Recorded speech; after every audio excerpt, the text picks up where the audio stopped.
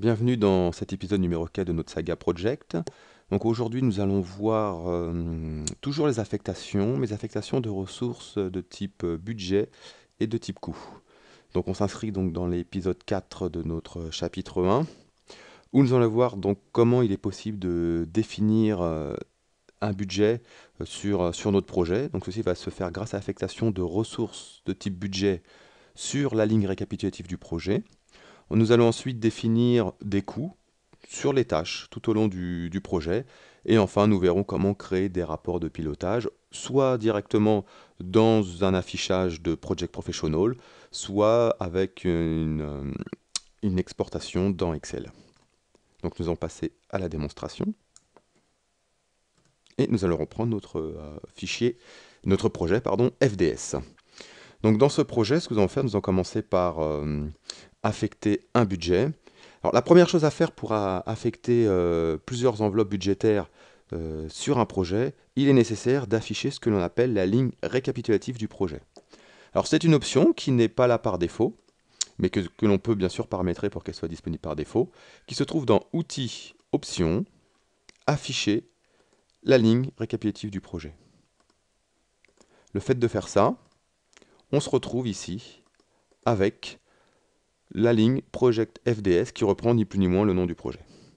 À partir de là, donc, on va se positionner sur cette ligne récapitulative, aller chercher donc l'affectation de nos ressources et affecter nos ressources budget. Une fois que nos ressources budget sont affectées, on va les laisser comme ça pour le moment, on reviendra après pour affiner ces enveloppes budgétaires. Ce que l'on va faire ici, on va commencer à affecter des ressources de type coût pour, dans notre exemple, l'achat de matériel.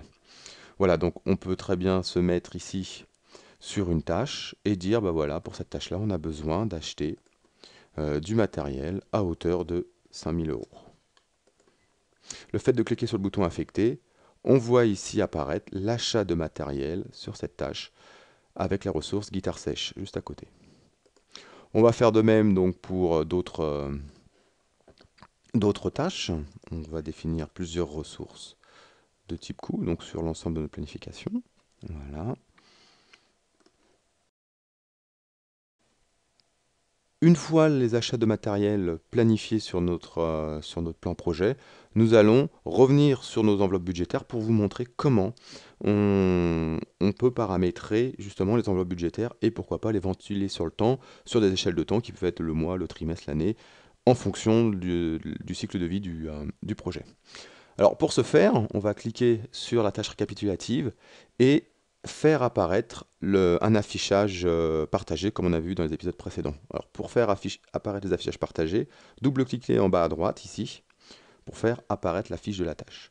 On revoit donc les ressources qui sont affectées sur notre tâche récapitulative, mais nous ce qui nous intéresse c'est de pouvoir ventiler les enveloppes budgétaires. Donc pour ce faire, on va utiliser une vue de type utilisation des tâches. À partir de là, nous avons ici accès à notre planification de type Gantt et aux enveloppes budgétaires.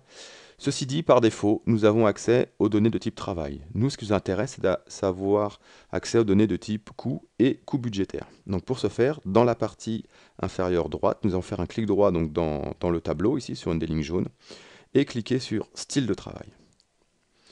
Dans la fenêtre de gauche, ici, nous allons rajouter coût budgétaire. Nous allons faire afficher ici. On va le déplacer vers le haut et nous allons retirer la ligne travail. Donc on clique sur OK.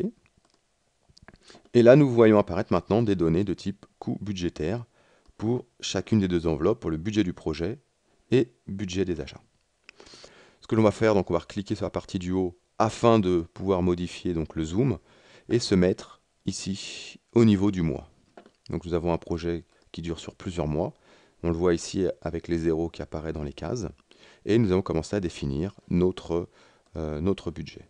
Donc pour les budgets du projet, nous allons tout simplement saisir les valeurs par mois en fonction des enveloppes budgétaires que l'on nous a allouées pour ce projet-là. On va faire de même pour les achats. Donc on va dire qu'on a 2000 euros d'achats par mois, avec un peu plus au mois d'août, pourquoi pas. et revenir à 2000. Alors, ce qui est intéressant, c'est que ces budgets, comme ils sont portés par des ressources de type coût, c'est que lorsque vous allez faire enregistrer des planifications initiales, ce qu'on verra dans le prochain épisode, on va garder ces données-là. C'est-à-dire qu'on pourra aussi piloter les valeurs budget dans les planifications initiales. À partir de là, donc, j'ai défini mes budgets, j'ai défini des ressources de type achat, et je vais pouvoir, donc, lorsque mon projet va démarrer, pouvoir piloter mes dépenses. Ce qui va être intéressant maintenant ici, c'est de voir comment on peut faire du reporting pour pouvoir piloter les coûts. L'idée, c'est d'utiliser par exemple une vue de type utilisation des ressources afin de faire un petit affichage personnalisé avec des indicateurs graphiques pour piloter nos coûts. Alors ce que je vous propose ici, c'est de modifier cet affichage pour vous montrer comment on peut l'adapter pour répondre à des besoins bien spécifiques. L'idée dans un premier temps, c'est de regrouper nos ressources par type de coût. Donc pour ce faire, on va aller dans le menu projet ici, faire regrouper par, personnaliser le regroupement. Nous allons donc choisir le type de coût ici et nous allons tout simplement cliquer sur OK. À partir de là, dans l'affichage qui vient de s'établir, nous voyons donc ici une rubrique où il n'y a aucune affectation de ressources, ni achat ni budget, les affectations de nos ressources achats et de nos ressources projet. Les données sur le travail ici ne nous intéressent pas, donc nous allons les masquer et nous allons rajouter des données de type budget, alors plutôt coût budgétaire.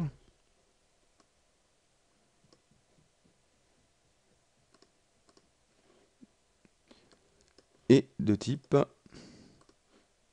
coût.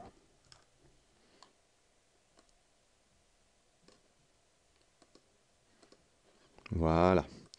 Ce que nous allons faire, nous allons quand même repositionner donc notre colonne, voilà, faire un affichage un peu plus beau. Nous allons ici, pareil, faire afficher les coûts dans le style de détail, aller chercher nos coûts budgétaires ici. Voilà, on positionne bien notre affichage. Ce qui nous permet de voir ici, dans un premier coup d'œil, le coût et les budgets alloués aux achats. Pour être un peu plus représentatif, nous allons rajouter un indicateur. Donc je vais insérer une colonne. Excusez-moi, non, je vais personnaliser les champs et je vais prendre un champ de type coût. Je vais renommer ce champ, je vais l'appeler indicateur. Je vais faire une formule, tout simplement, donc je clique ici sur le bouton formule, et je vais utiliser le sélectionneur de champs pour aller chercher mon champ coût budgétaire, et je vais faire moins mon champ de type coût. Et je clique sur OK. Ce que je vais faire maintenant, je vais décider que pour les lignes récapitulatives des tâches et des groupes, je vais décider d'utiliser la même formule. Voilà. Et pour le moment, je ne vais pas mettre d'indicateur graphique, je le mettrai donc dans la phase suivante. Donc je vais cliquer sur OK. Et je vais rajouter ici ma nouvelle colonne indicateur. Voilà. Alors par défaut, ici, vous ne voyez rien. Ceci est normal car il faut enregistrer le projet, le fermer et le réouvrir.